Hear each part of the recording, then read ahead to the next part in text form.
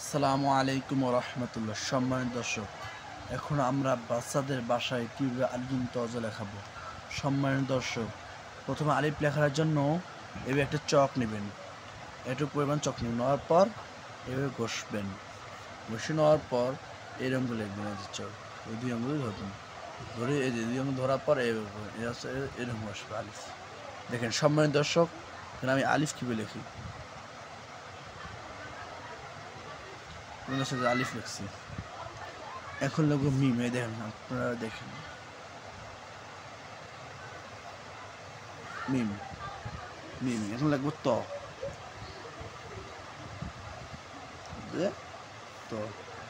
সম্মানিত দর্শক, দেখেন আমি তিনটি হরফ লিখলাম।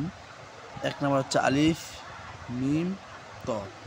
সম্মানিত দর্শক, এখন লিখবো জ। এখন আপনারা দেখবেন যেখানে আমি জ লিখতেছি, আলিফ দিবেন, দিয়ে উপরে দিয়ে এইভাবে দিবেন, উপরে একটা নুক্তা দেবেন, নুক্তা দিলে হবে জ। আলিফ, মিম, ত, দ।